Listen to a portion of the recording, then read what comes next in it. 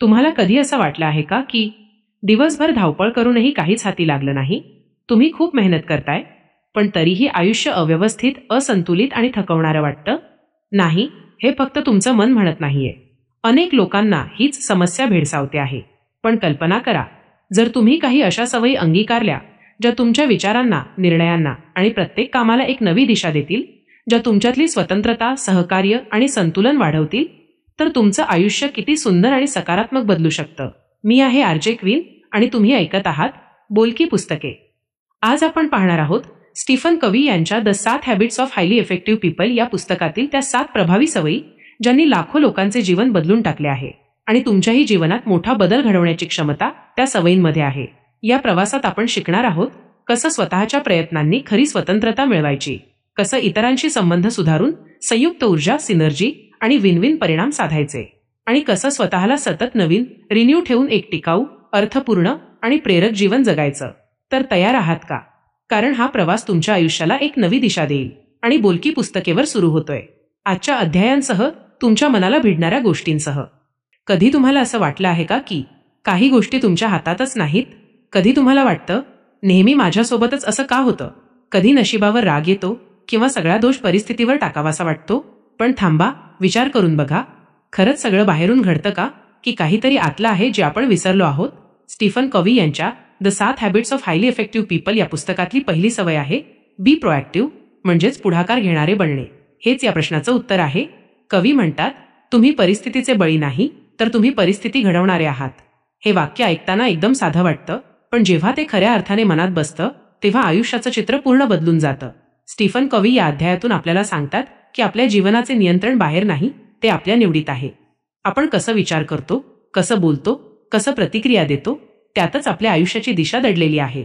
बरेच लोक असं मानतात की त्यांच्या भावना त्यांची परिस्थिती ठरवते. मला राग आला कारण तो असं बोलला, मी उदास आहे कारण परिस्थिती वाईट आहे.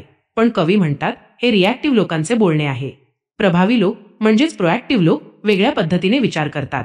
ते म्हणतात, हो, तो असं बोलला, पण मी शांत राहण्याची निवड केली. हीच निवड, हाच मधला क्षण जिथे आपले खरे स्वातंत्र्य आहे. लेखक विक्टर फ्रँकल नावाच्या एका मानसशास्त्रज्ञाचा प्रसंग सांगतात. दुसऱ्या महायुद्धाच्या काळात विक्टर फ्रँकल जर्मनीतील कॉन्सन्ट्रेशन कॅम्पमध्ये कैद होते. त्यांच्याकडून सगळं हिरावून घेतलं गेलं होतं, स्वातंत्र्य, प्रतिष्ठा, कुटुंब. पण त्या अतिशय कठीण परिस्थितीतही त्यांनी एक विलक्षण गोष्ट जाणली. ते म्हणाले, एखादी घटना आणि आपली प्रतिक्रिया यांच्यामध्ये एक लहान अंतर असतं. त्या अंतरात आहे आपली निवड आणि त्या निवडीत आहे आपलं स्वातंत्र्य. कल्पना करा, एक माणूस ज्याचं सगळं नष्ट झालं आणि तरीही तो म्हणतो की मी माझं मन नियंत्रित करू शकतो. त्या क्षणी त्याने स्वतःला मुक्त केलं. बाहेरून कैद, पण आतून पूर्ण मुक्त. आणि कवी म्हणतात, हा माणूस रिॲक्टिव्ह नव्हता, तो प्रोएक्टिव्ह होता. आपण रोजच्या आयुष्यात कितीदा असं पाहतो, कोणी चुकीचं बोललं, कोणी आपल्यावर ओरडलं, एखादा प्लॅन फसला आणि आपण लगेच प्रतिक्रिया देतो. राग, चिडचिड, निराशा. पण जर आपण त्या क्षणी थांबलो, दीर्घ श्वास घेतला आणि विचार केला, मी आता कोणती प्रतिक्रिया निवडतोय, तर नियंत्रण आपल्याकडे परत येतं. हा विचार लहान वाटतो, पण याच ठिकाणी मोठा फरक पडतो रिॲक्टिव्ह आणि प्रोएक्टिव्ह व्यक्तीमध्ये. कवी एक संकल्पना सांगतात, चिंता करण्याचे वर्तुळ, सर्कल ऑफ कन्सर्न, आणि प्रभाव टाकण्याचे वर्तुळ, सर्कल ऑफ इन्फ्लुएन्स. आपल्या चिंतेच्या गोष्टींचं वर्तुळ म्हणजेच चिंता करण्याचे वर्तुळ, जसं की हवामान, राजकारण, लोकांचं वागणं, नशीब. या गोष्टींवर आपलं नियंत्रण नाही. आणि दुसरं वर्तुळ आहे प्रभाव टाकण्याचे वर्तुळ, जिथे आपल्याकडे शक्ती आहे, जसं की आपलं वागणं, आपला दृष्टिकोन, आपला प्रयत्न, आपली निवड. रिॲक्टिव्ह लोक सगळा वेळ चिंता करण्यात घालवतात, पण प्रोएक्टिव्ह लोक त्यांची ऊर्जा प्रभाव टाकण्यामध्ये वापरतात. ते म्हणतात, मी काय करू शकतो? मी एकदा माझ्या रेडिओ शोवर होते आणि अचानक तांत्रिक बिघाड झाला. सगळं थांबलं. काही क्षणांसाठी पूर्ण शांतता. त्या क्षणी घाबरणं खूप सोपं होतं, पण मी एक दीर्घ श्वास घेतला आणि हसत बोलले. कधी कधी जीवनात सुद्धा फ्रिक्वेन्सी डिस्टर्ब होते, पण गाणं थांबत नाही. त्या क्षणी मला जाणवलं, आपण काही घडतंय ते बदलू शकत नाही, पण आपण त्यावर कसं उत्तर देतो ते नेहमी आपल्या हातात असतं. हेच प्रोएक्टिव्ह असणं. जीवन तुमच्या अनेक वेळा चाचणी घेतं. कधी नात्यात तणाव येतो, कधी स्वप्न अपूर्ण राहतं, कधी कुणाचं बोलणं मनाला लागून जातं. पण त्या प्रत्येक क्षणी तुम्ही ठरवू शकता, तुम्ही परिस्थितीचे गुलाम राहणार की परिस्थितीचे शिल्पकार बनणार. कवी म्हणतात, तुमचे जीवन आपोआप घडत नाही, ते तुमच्या निवडींनी काळजीपूर्वक तयार केले जाते. आपण जे निवडतो तसं जीवन बनतं. प्रत्येक दिवस एक निवड आहे, राग करण्याची की शांत राहण्याची, तक्रार करण्याची की कृती करण्याची, हार मानण्याची की पुन्हा उभं राहण्याची. हा अध्याय जिथे बदल घडवतो तो म्हणजे आपण ओळखतो की आपल्या हातात काय आहे आणि काय नाही. आपण प्रभाव टाकण्याच्या वर्तुळात जगायला शिकतो आणि असं करताना आपण हळूहळू अधिक मजबूत, अधिक स्वावलंबी आणि अधिक शांत होतो.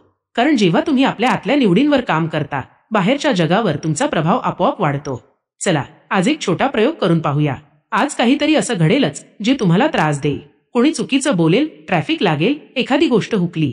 त्या क्षणी लगेच प्रतिक्रिया देऊ नका. थोडा थांबा, श्वास घ्या आणि स्वतःला विचार करा, मी आत्ता काय निवडतोय. एक दिवस असं करून बघा. रात्री स्वतःला विचार करा, आज मी किती वेळा प्रतिक्रिया न देता प्रतिसाद निवडला. तुम्ही बघाल, तुमचं मन हलकं वाटेल आणि तुमच्यातला आत्मविश्वास वाढेल. आयुष्य नेहमी आपल्या मनासारखं चालत नाही, पण तुम्ही तुमचं मन, तुमची निवड, तुमचं उत्तर नियंत्रित करू शकता. आणि हाच आहे पहिल्या सवयीचा, बी प्रोएक्टिव्हचा मूळ सार. कारण शेवटी परिस्थिती आपल्याला घडवत नाही, आपण परिस्थितीला कसं उत्तर देतो तेच आपल्याला घडवतं. तुम्ही परिस्थितीचे बळी नाही, तुम्ही परिस्थितीचे निर्माते आहात. तुम्ही तुमच्या आयुष्याचे शिल्पकार आहात. कधी तुम्ही स्वतःला विचारलं आहे का, मी माझ्या आयुष्यात कुठे चाललो आहे? कधी वाटलं का आपण खूप व्यस्त आहोत, खूप धावतोय, पण कुठे पोचतोय हेच ठाऊक नाही? असं वाटतं का की आपण शिडी चढत राहिलो, पण शेवटी समजलं, अरे ही तर चुकीच्या भिंतीवर टेकलेली शिडी होती. स्टीफन कवी म्हणतात, ऍक्टिव्हिटी ट्रॅपमध्ये अडकणे खूप सोपे आहे आणि नंतर लक्षात येते की ती शिडी चुकीच्या भिंतीवर टेकलेली होती. आपण काम करत राहतो, प्रयत्न करत राहतो, पण जर दिशा चुकीची असेल तर मेहनत फक्त थकवते, आपल्याला ध्येयावर नेत नाही. कवी या दुसऱ्या अध्यायात एक अद्भुत विचार मांडतात, begin with the and in mind. म्हणजे कोणतीही गोष्ट सुरू करण्याआधी तिचा शेवट, तिचं अंतिम ध्येय आपल्या मनात स्पष्ट असणं. ते म्हणतात, सगळं काही दोनदा तयार होतं, प्रथम मनात, मग प्रत्यक्षात. जसं एखादं घर बांधायचं असतं तर आधी आपण नकाशा, डिझाईन तयार करतो. जर आपण आधी डिझाईन केलं नाही तर विटा लावून भिंती उभ्या राहतील, पण घर कसं दिसेल हे नियतीवर सोडलं जाईल. आणि नेमकं असंच आयुष्यात घडतं. आपण बांधत राहतो, पण आपल्याला हवं तसं जीवन तयार होत नाही, कारण आपण नकाशा तयारच करत नाही. कवी म्हणतात, आयुष्य म्हणजे एक प्रोजेक्ट नाही, ती एक निर्मिती आहे. आणि ही निर्मिती सुरू होते एका शांतपणे स्वतःमध्ये डोकावून पाहण्याने. मी कोण आहे? मी कोण व्हायचं आहे? लोक मला कसं आठवावं अशी माझी इच्छा आहे? ते एक सुंदर प्रयोग सुचवतात. कल्पना करा, तुम्ही एका अंत्यसंस्काराला जात आहात. लोक तुमच्याबद्दल बोलत आहेत, मित्र, कुटुंब, सहकारी, शेजारी. ते काय बोलावं असं तुम्हाला वाटेल? हा माणूस किती व्यस्त होता, की हा माणूस किती अर्थपूर्ण होता. त्या क्षणी तुम्हाला समजेल, तुम्हाला खरं तर काय व्हायचं आहे. आपण रोजच्या धावपळीत इतके गुंततो की का वाय विसरतो. आपण काय करत आहोत हे माहीत असतं, पण का करत आहोत हे कळत नाही. आणि जेव्हा का हरवतं तेव्हा कुठे हे देखील अस्पष्ट होतं. कवी म्हणतात, जीवनात स्पष्टता येते जेव्हा तुम्ही शेवटापासून सुरुवात करता, जेव्हा तुमच्या मनात तुमचं मिशन स्टेटमेंट तयार होतं. एक साधं पण प्रभावी विधान, मी कोण आहे आणि मी काय योगदान द्यायचं आहे, हीच या अध्यायाची आत्मा आहे. कवी सुचवतात की आपण आपली वैयक्तिक मिशन स्टेटमेंट, आयुष्याचे ध्येय विधान लिहावी, ज्यात 3 प्रश्नांची उत्तरं असावीत. मी कोण होऊ इच्छितो, मी काय करू इच्छितो, मी कोणत्या मूल्यांवर उभा आहे. मला आठवतं, एकदा मी एका वयोवृद्ध माणसाशी बोलत होते. तो म्हणाला, माझं आयुष्य गेलं सतत काम करण्यात. पैसे, पद, प्रतिष्ठा मिळाली, पण जेव्हा मी आज मागे वळून बघतो मला एक प्रश्न त्रास देतो, मी खरंच जगलो का? त्याच्या डोळ्यात ते रिकामपण मला दिसले. त्या क्षणी मला समजलं, begin with the and in mind म्हणजे फक्त उद्दिष्ट ठरवणं नाही, तर जीवनाचं मूल्य समजून घेणं. कवी म्हणतात, जर शिडी चुकीच्या भिंतीवर टेकलेली असेल तर आपण उचललेलं प्रत्येक पाऊल आपल्याला चुकीच्या ठिकाणी जलद घेऊन जाईल. आपण वर चढत असतो, पण चुकीच्या दिशेने. म्हणूनच आपल्याला थांबून विचार करावा लागतो, ही दिशा खरंच माझी आहे का? मी जे स्वप्न बघतोय ते माझ्या मूल्यांशी जुळतं का? मी जे निर्णय घेतोय ते माझ्या मूल्यांशी सुसंगत आहेत का? जीवन हे धावण्याची शर्यत नाही, ते एक जाणीवपूर्वक निवडलेला प्रवास आहे. आणि प्रत्येक निर्णय म्हणजे एक पाऊल योग्य दिशेने की चुकीच्या. कवी म्हणतात, जेव्हा तुम्ही शेवट मनात ठेवून जगता तेव्हा तुम्ही प्रत्येक दिवस अर्थपूर्ण बनवता. तो दिवस व्यर्थ जात नाही, कारण त्याला दिशा असते. चला, आज एक छोटा प्रयोग करूया. आज रात्री झोपायच्या आधी स्वतःला विचार करा, माझा शेवट कसा असावा? लोक माझ्याबद्दल काय बोलावं असं मला वाटतं? त्या उत्तराने तुम्हाला तुमच्या मिशन स्टेटमेंटची सुरुवात सापडेल. ती लिहा. मोठं काही नाही, फक्त काही वाक्यं जी तुमच्या मनाचं सार सांगतील. ती तुमच्या आयुष्याचा नकाशा बनेल. कारण शेवटी आपण जगतो तेवढ्याच दिवसांसाठी नव्हे, आपण कसा ठसा उमटवतो त्यासाठी जगतो. Begin with the and in mind म्हणजे आपलं जीवन एक संधी म्हणून पाहणं. संधी स्वतःला जाणून घेण्याची, काही अर्थपूर्ण निर्माण करण्याची आणि मागे काहीतरी सुंदर सोडून जाण्याची. जेव्हा तुम्ही आज निर्णय घेता, नोकरी, नातं, सवय, कृती, फक्त एक क्षण विचार करा, हा निर्णय माझ्या शेवटच्या विचाराशी जुळतो का? जर उत्तर हो असेल तर तुम्ही योग्य मार्गावर आहात. कारण तुम्ही फक्त जगत नाही, तुम्ही एक अर्थपूर्ण जीवन घडवत आहात. कधी असं वाटतं का तुम्हाला की दिवस संपतो पण काहीच पूर्ण झाल्यासारखं वाटत नाही? सकाळपासून धावपळ, मीटिंग्स, फोन, नोटिफिकेशन्स आणि शेवटी थकवा, पण मनात एक रिकामपण. आज मी खरंच काही महत्त्वाचं काम केलं का? स्टीफन कोव्ही म्हणतात, हा प्रश्न जवळजवळ प्रत्येक माणसाला छळतो आणि म्हणूनच त्यांनी ही तिसरी सवय लिहिली, पुट फर्स्ट थिंग्स फर्स्ट. जे सर्वात महत्त्वाचे आहे ते आधी करा. Begin with the and in mind मध्ये आपण आपलं ध्येय ठरवलं होतं, पण आता प्रश्न आहे त्या ध्येयाकडे चालायचं कसं? कवी सांगतात, the key is not to prioritise what's on your schedule but to schedule your priorities. म्हणजेच जे आधीच वेळापत्रकात आहे त्याला प्राधान्य देऊ नका, तर जे खरंच महत्त्वाचं आहे त्यासाठी वेळ निश्चित करा. हा विचार जितका सोपा वाटतो तितकाच तो आयुष्य बदलणारा आहे. बहुतेक लोक वेळ व्यवस्थापन म्हणजे घड्याळाशी स्पर्धा समजतात, पण कोव्ही सांगतात हे वेळेचं नव्हे, प्राधान्यांचं व्यवस्थापन आहे. आयुष्य म्हणजे एक बाग आहे आणि त्यात फुलं, झाडं, तण सगळं उगवतं. जर तुम्ही रोज तण काढत राहिलात तर बाग स्वच्छ राहील, पण जर तुम्ही फुलं लावली नाही तर सुगंध कुठून येणार? लेखक वेळेचं व्यवस्थापन 4 चौकटीत समजावतात. क्वाड्रंट आय, तत्काळ आणि महत्त्वाचं, जसं की संकट, डेडलाईन, आरोग्याची आपत्कालीन परिस्थिती. क्वाड्रंट 2, महत्त्वाचं पण तत्काळ नाही, जसं की नातं जपणं, स्वतःचा विकास, योजना, आत्मपरीक्षण, आरोग्य. क्वाड्रंट 3, तत्काळ पण महत्त्वाचं नाही, इतरांचे फोन, ईमेल्स, सोशल मीडियावरचा घाईघाईचा प्रतिसाद. क्वाड्रंट IV, न तत्काळ, न महत्त्वाचं, निरर्थक स्क्रोलिंग, टाइमपास, उदासीनता. कोव्ही म्हणतात, बहुतेक लोकांचा वेळ क्वाड्रंट आय आणि 3 मध्ये जातो, म्हणजे संकट आणि इतरांच्या मागण्यांमध्ये. पण प्रभावी लोक आपला वेळ क्वाड्रंट 2 मध्ये देतात, जिथे वाढ आहे, अर्थ आहे आणि संतुलन आहे. मला आठवतं, एकदा मी सकाळी स्टुडिओत गेले होते. एका दिवसात 4 रेकॉर्डिंग्स, ईमेल्स, कॉल्स आणि सोशल मीडियावर अपडेट्स, सगळं तत्काळ होतं. पण संध्याकाळी मी स्वतःला विचारलं, आज मी माझ्या मोठ्या ध्येयासाठी काय केलं? उत्तर, काहीच नाही. त्या क्षणी मला जाणवलं, मी व्यस्त होते पण उपयोगी नव्हते. मी रिॲक्टिव्ह होते, प्रोॲक्टिव्ह नाही. आणि म्हणूनच कवी म्हणतात, busy is not the same as productive. व्यस्त असणं म्हणजे परिणाम मिळवणं नाही. तुम्ही किती काम केलंस हे महत्त्वाचं नाही, तुम्ही कोणत्या दिशेने केलंस हे महत्त्वाचं आहे. पुट फर्स्ट थिंग्स फर्स्ट म्हणजे फक्त वेळेचं नियोजन नाही, तो एक दृष्टिकोन आहे, जीवनशैली आहे. कवी सुचवतात, रोज सकाळी स्वतःला विचार करा, माझ्यासाठी खरंच महत्त्वाचं काय आहे? आज जे मी करणार आहे ते माझ्या मोठ्या ध्येयाशी सुसंगत आहे का? आणि मग त्या विचारावरूनच दिवसाचं नियोजन करा. तुम्ही पाहाल, दिवस कमी धावपळीचा पण जास्त अर्थपूर्ण वाटेल. जीवनात 2च प्रकारचे ताण असतात, एक इमिडिएट प्रेशर, त्वरित दबाव, आणि दुसरा इंटरनल पर्पज, अंतर्गत उद्देश. इमिडिएट प्रेशर तुम्हाला चालवतो, इंटरनल पर्पज तुम्हाला दिशा देतो. जेव्हा तुम्ही दुसऱ्याला प्राधान्य देता तेव्हा शांतता मिळते. कवी म्हणतात, the main thing is to keep the main thing the main thing. म्हणजेच मुख्य गोष्ट नेहमी मुख्य ठेवा. पण आपण काय करतो? आपण मुख्य गोष्ट नंतर ठेवतो आणि लहानसहान गोष्टी आधी करतो. जणू आयुष्याच्या बाटलीत मोठे दगड, महत्त्वाच्या गोष्टी ठेवायचे होते, पण आपण आधी वाळू भरली आणि मग जागाच उरली नाही. हे उदाहरण मला खूप आवडतं.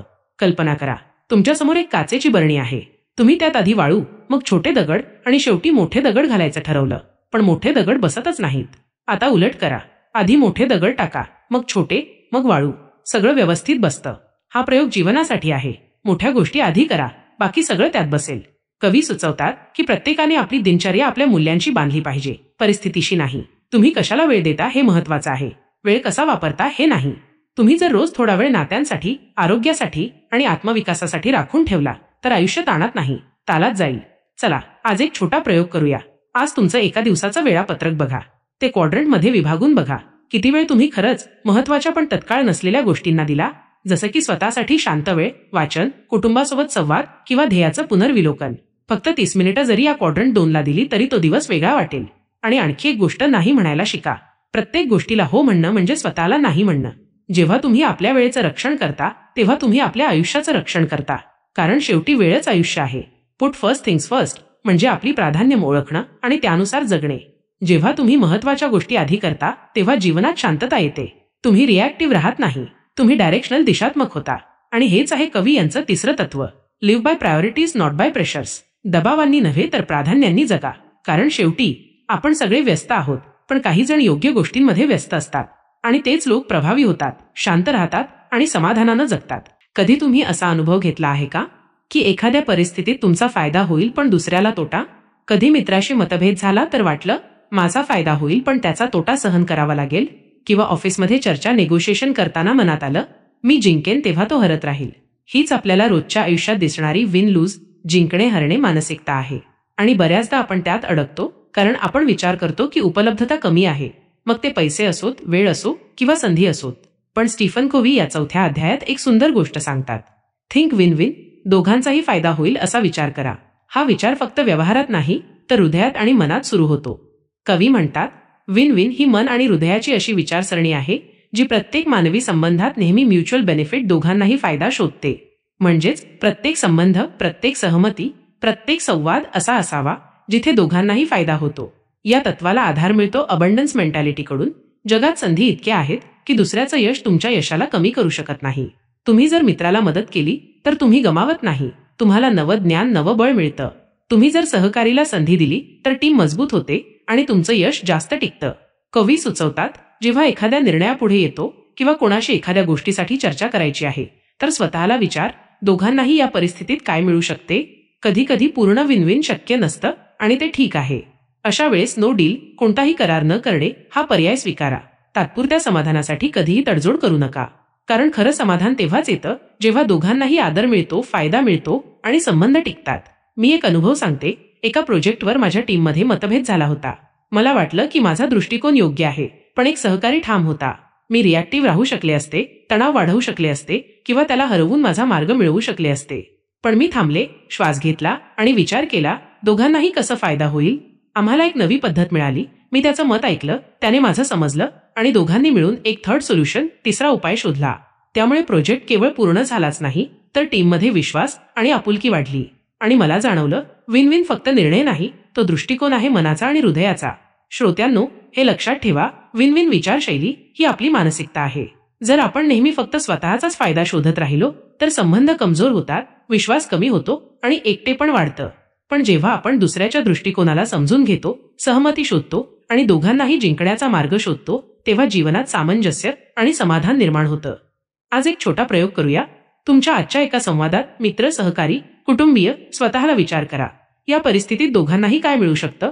तुम्ही दोघांना समाधान देऊ शकत नाही तर किमान नो डील स्वीकारा. तात्पुरत्या तडजोडीत हरू नका. फक्त 3 दिवस हे करून बघा.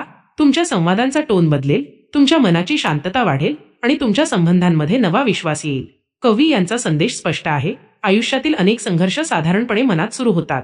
जर आपण अबंडन्स मेंटॅलिटी, विपुलतेची मानसिकता अंगीकारली आणि दोघांनाही जिंकवण्याचा विचार केला, तर अनेक समस्या आपोआप हलक्या होतात. आणि लक्षात ठेवा, हे तत्व फक्त व्यापार किंवा ऑफिससाठी नाही, ते नातेसंबंध, मैत्री, कुटुंब आणि समाजातही लागू होते. कारण शेवटी आयुष्य हा एक सहजीवन आहे. जर आपण फक्त स्वतःसाठी जिंकण्याचा विचार केला तर जास्तीत जास्त वेळा आपण स्वतःच हरतो. पण जर आपण विन विन विचार केला तर आपण एकंदर जिंकतो. संबंध, विश्वास, आत्मविश्वास आणि समाधान. तुम्हाला कधी असं वाटलं आहे का की एखादी चर्चा होतीये पण एकदम व्यर्थ वाटते? तुम्ही बोलताय, समोरचा बोलतोय आणि दोघंही एकमेकाला पूर्णपणे न समजता आपले मुद्दे मांडत राहतोय. स्टीफन कवी या अध्यायात एक अत्यंत साधा पण खोल विचार मांडतात. Most people do not listen with the intent to understand, they listen with the intent to reply.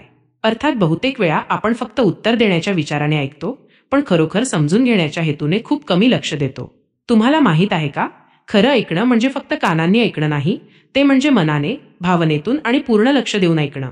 कवी म्हणतात, जेव्हा आपण समोरच्या व्यक्तीच्या दृष्टिकोनातून ऐकतो, त्याच्या भावना, विचार आणि अनुभव समजून घेतो, तेव्हा खरी संवादशैली सुरू होते. आणि मग आपलं उत्तर स्वतःसाठी नाही, तर त्या व्यक्तीच्या अनुभवातून आणि गरजेतून येतं. यालाच म्हणतात सहानुभूतीपूर्ण, एम्पॅथिक ऐकणं म्हणजेच एम्पॅथी. मला आठवतं, एका रेडिओ कार्यक्रमात मी एका श्रोत्याशी बोलत होते. तो रागावलेला होता, आपल्या तक्रारी सांगत होता आणि मी त्याच्यावर लगेच सल्ला देण्याचा विचार करत होते. पण मी थांबले, श्वास घेतला आणि त्याला फक्त ऐकायला सुरुवात केली. त्याच्या शब्दांमध्ये दडलेल्या भावना, काळजी आणि निराशा समजून घेतली. ते ऐकल्यावर तो शांत झाला आणि त्याच्या स्वतःच्या गोष्टीवर तो स्वतःच विचार करू लागला. आणि मग मी हलक्या स्वरात बोलले, म्हणजे तू असं म्हणतो आहेस आणि तू या पद्धतीने अनुभवत आहेस. मग एक पर्याय असा असू शकतो. त्याने माझं म्हणणं समजलं आणि आपण दोघंही समाधानकारक संवाद साधू शकलो. श्रोत्यांनो, लक्षात ठेवा, आपल्याला अनेक वेळा वाटतं की मला आधी बोलायचं आहे, उत्तर द्यायचं आहे, पण खरं तर संवादाची शक्ती समजण्यात आहे. कवी सुचवतात, पुढच्या वेळी एखादी चर्चा करताना स्वतःला विचार करा, मी फक्त उत्तर देण्याच्या विचारात आहे का किंवा समोरच्या व्यक्तीला समजून घेण्याच्या हेतूने ऐकत आहे का. ही साधी पण बदल घडवणारी सवय आपलं जीवन बदलू शकते. घरात, नात्यात, ऑफिसमध्ये, मित्रांशी किंवा सहकारी, जिथे एम्पॅथी वापरतो तिथे संघर्ष कमी होतो, विश्वास वाढतो आणि संबंध मजबूत होतात. कारण आपण फक्त आपलं ऐकत नसतो, आपण त्याच्या अनुभवाला मान देतो.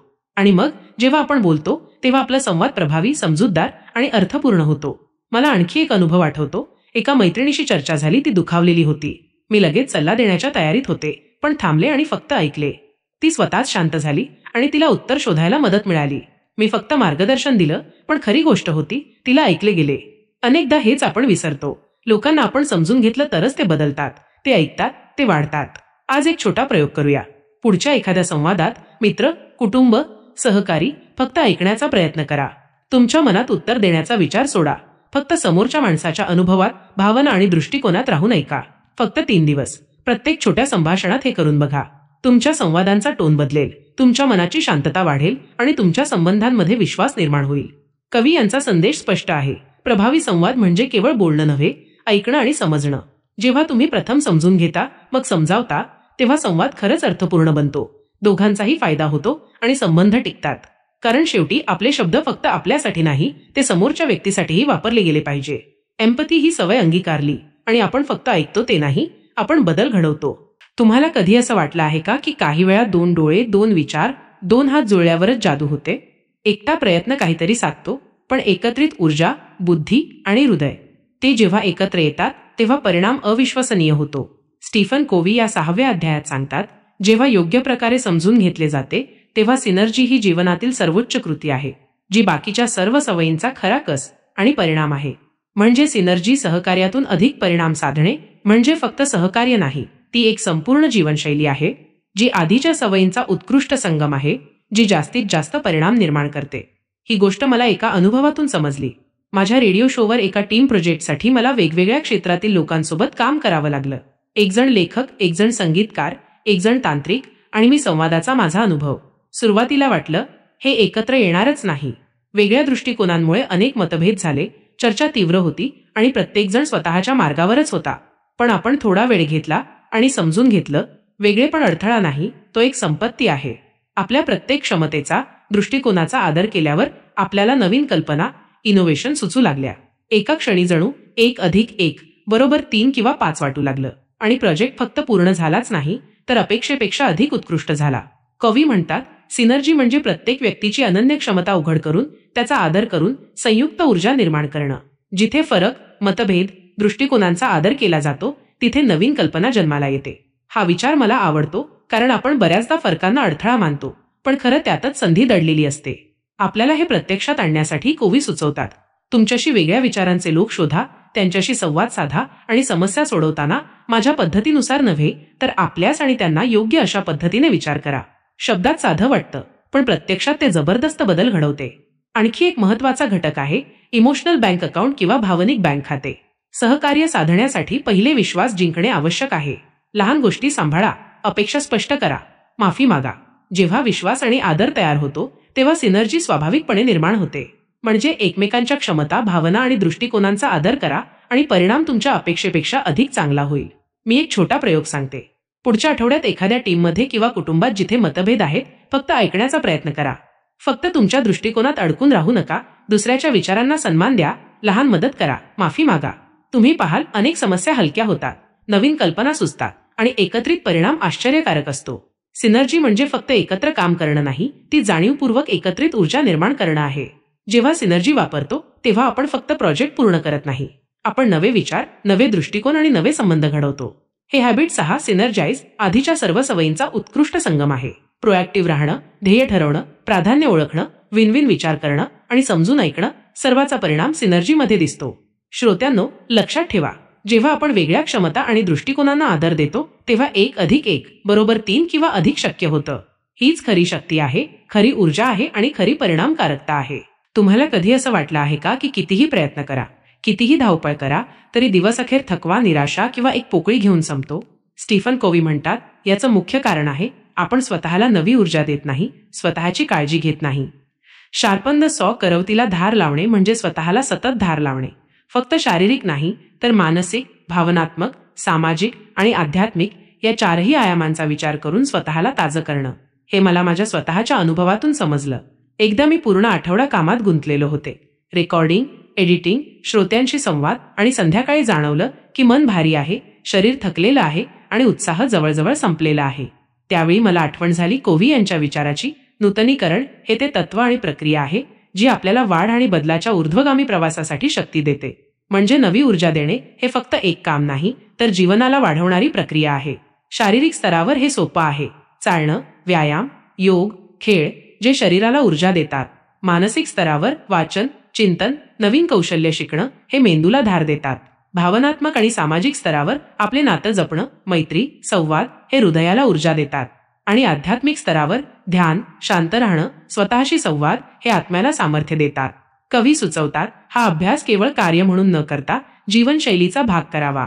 जर तुम्ही दररोज फक्त कामाच्या दृष्टीने स्वतःसाठी वेळ राखला तर तो थोडक्यात वाटेल. पण जर तुम्ही हा वेळ स्वतःची काळजी घेण्यासाठी, ऊर्जा, उत्साह आणि नवीन दृष्टिकोन घेण्यासाठी राखला तर तो तुमच्या आयुष्याचा शक्तिशाली स्रोत बनतो. मी एक अनुभव सांगते. एका शनिवारी मी पूर्ण दिवस फक्त स्वतःसाठी वेळ ठेवला.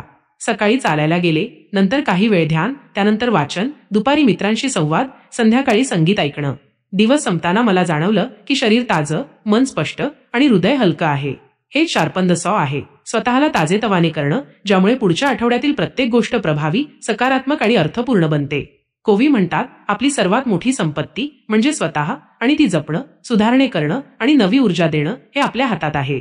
हे जसं आयुष्यातील बँक अकाउंटमध्ये नियमित जमा करण्यासारखं आहे, लहानपण सतत. जर आपण स्वतःकडे दुर्लक्ष केलं तर आधी शिकलेल्या सवयी, प्रगती आणि परिणाम टिकत नाहीत.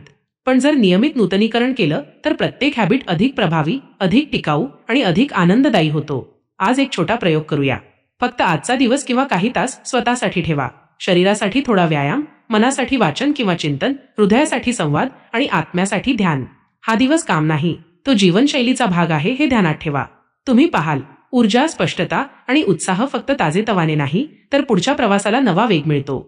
शेवटी हॅबिट 7 आपल्याला शिकवतो. आयुष्य सतत बदलतं. आपले ध्येय, संबंध आणि स्वप्ने टिकवायची असतील तर स्वतःला धार लावणं अनिवार्य आहे. सर्व आधीच्या हॅबिट्स प्रोएक्टिव्ह राहणं, एंड इन माइंड ठेवणं, प्रायोरिटाईज करणं, विन विन विचार करणं, समजून ऐकणं आणि सिनर्जी या सर्वांचा प्रभाव टिकवण्यासाठी शार्पन द सॉ हेच आधार आहे.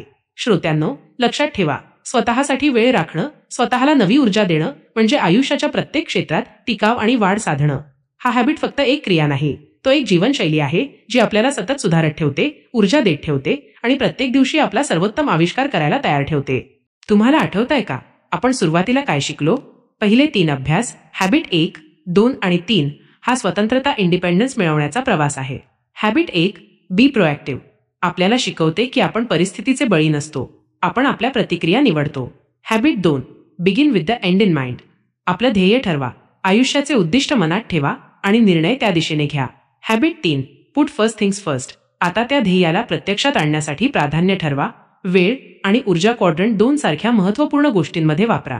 या 3 हॅबिट्स आपल्याला शिकवतात, स्वतःवर काम करा, स्वतःला घडवा, स्वतःची दिशा ठरवा. यामुळे आपल्याला खऱ्या अर्थाने स्वतंत्रता मिळते, आपले निर्णय आणि जीवन आपल्या हातात येतात. पुढचे 3 अभ्यास, हॅबिट 4, 5 आणि 6 हे परस्परावलंबन, इंटरडिपेंडन्स साधण्यासाठी आहेत. हॅबिट 4, थिंक विन विन, संबंध असा असावा जिथे दोघांनाही फायदा होतो. अबंडन्स मेंटॅलिटी, अंगीकारा, जिथे दुसऱ्याचं यश तुमच्या यशाला कमी करत नाही. Habit 5, seek first to understand then to be understood, पहिल्यांदा समजून घे मग समजाव. एम्पॅथिक लिसनिंग ही खरी संवादशैली आहे जी विश्वास आणि संबंध मजबूत करते. हॅबिट 6, सिनर्जाइज, वेगळ्या क्षमतांचा आदर करा, सहकार्य करा आणि संयुक्त ऊर्जा निर्माण करा. जेव्हा 1+1 बरोबर 3 किंवा अधिक शक्य होते तेव्हा नवीन कल्पना आणि परिणाम अविश्वसनीय होतात. ही 3 हॅबिट्स आपल्याला शिकवतात, प्रभावी होण्यासाठी स्वतःवर काम केल्यावर इतरांशी संबंध साधा, सहयोग करा आणि संयुक्त शक्ती वापरा. यामुळे आपला प्रभाव वाढतो, संबंध टिकतात आणि आपण समूहात किंवा समुदायात अधिक परिणामकारक होतो. शेवटचा हॅबिट 7, शार्पन द सॉ, सर्व अभ्यासांचा आधार आहे. स्वतःची काळजी घ्या, शारीरिक, मानसिक, सामाजिक आणि आध्यात्मिक 4ही आयाम ताजेतवाने करा. तयार रहा, उत्साही रहा, सतत सुधारत रहा. हे हॅबिट टिकाऊ आणि संतुलित जीवनासाठी आवश्यक आहे. कारण ज्या व्यक्तीने स्वतःला नवी ऊर्जा दिली तोच दुसऱ्यांना जिंकवू शकतो, सहयोग करू शकतो आणि प्रत्येक सवय टिकवून ठेवू शकतो. स्टीफन कवी आपल्याला शेवटी आव्हान देतात, तयारी करा, विचार करा, प्रतिज्ञा करा आणि आपल्या मूल्यांवर आधारित जीवन जगायला सुरुवात करा. संपूर्ण प्रवास आपल्याला शिकवतो, स्वतःवर काम करा, ध्येय ठरवा, प्राधान्य ठेवा, विन विन विचार करा, समजून ऐका, सहयोग करा आणि स्वतःला नवी ऊर्जा द्या. ही 7 हॅबिट्स केवळ सवयी नाहीत, ती एक जीवनशैली आहेत जी तुम्हाला प्रभावी, स्वतंत्र, सहयोगी आणि टिकाऊ जीवन जगायला शिकवतात. श्रोत्यांनो, लक्षात ठेवा, हे पुस्तक तुम्हाला फक्त ज्ञान देत नाही, ते तुम्हाला स्वतःला घडवण्याचा, नातेसंबंध सुधारण्याचा आणि आयुष्याचा अर्थ शोधण्याचा प्रवास दाखवते. तुमच्या हातात आहे. निर्णय घ्या, बदल स्वीकार करा आणि प्रत्येक हॅबिटचा उपयोग करून आयुष्याला अर्थपूर्ण बनवा. आज आपण पाहिलं कसं 7 साध्या पण खोल हॅबिट्स अंगीकारल्यास आयुष्य खरंच बदलू शकतं. स्वतंत्र राहण्यासाठी स्वतःवर काम करणं, इतरांशी प्रभावी आणि विन विन संबंध साधणं आणि स्वतःला सतत नवी ऊर्जा देणं, या सवयी खरंच शक्ती देतात. हे फक्त शिकण्याचं पुस्तक नाही, हे तुमच्या जगण्याच्या दृष्टिकोनाचा नकाशा आहे. सतत प्रयत्न करत राहा, प्रत्येक हॅबिट रोजच्या आयुष्यात आणा आणि पहा कसं तुम्ही स्वतःला, तुमच्या नातेसंबंधांना आणि तुमच्या आयुष्याला नवीन उंचीवर पोहोचवता. आणि लक्षात ठेवा, जर तुम्हाला अशा प्रेरक कथांचा आणि आयुष्य बदलणाऱ्या पुस्तकांचा प्रवास आवडत असेल तर नक्की बोलकी पुस्तके चॅनलला सबस्क्राईब करा आणि बेल आयकॉन दाबा, जेणेकरून पुढच्या अध्यायांसह, नव्या विचारांसह आणि नवीन प्रेरणेसह तुम्हाला लगेच अपडेट मिळेल. मी आहे RJ क्वीन आणि तुम्ही ऐकत होतात बोलकी पुस्तके. पुढच्या प्रवासात भेटूया नव्या दृष्टिकोन, नव्या प्रेरणा आणि अर्थपूर्ण जीवनशैलीसह.